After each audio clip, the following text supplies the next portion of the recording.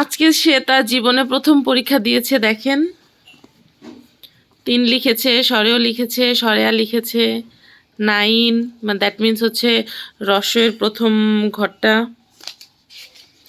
তারপরে হচ্ছে এখানে সে সরেও লিখছে কিন্তু অর্ধেক লেখে নাই, আবার সরেয়া তো লেখেই নাই, সে নাকি টাইমই পায় নাই।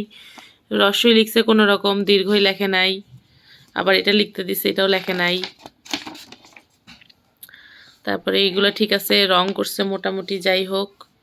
তারপরে এটা করছে, গোল কিভাবে আঁকে সেটা করছে। তারপরে তাকে এবিসিডি লিখতে দিছে, তো হয়েছে মোটামুটি, খারাপ না, বাট কয়েকটা কাউয়ের ঠ্যাং বগার ঠ্যাং হয়েছে। তারপরে তো সি লিখছে, দেখেন সির অবস্থা এখানে, এটা হচ্ছে ম্যাডামের আর এটা তার। তারপর যাই হোক ডি ডি হয়েছে, তাও মোটামুটি চলে।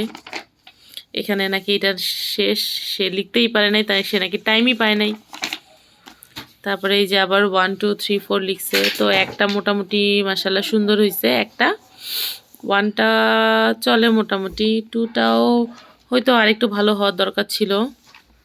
তারপরে 3টা হয়েছে, বাট 3টা ভালো লিখতে পারে নাই। বাংলা 4ও লিখছে মোটামুটি, 4ও লিখছে, ঠিক আছে। আর এই তো 1 2 3 4 5 3 4, এই তো তার পরীক্ষা। আর কি পাইছে রেজাল্ট। আর এটা হচ্ছে তার ড্রয়িং, তাকে রং করতে দিয়েছিল, এই হচ্ছে ড্রয়িং।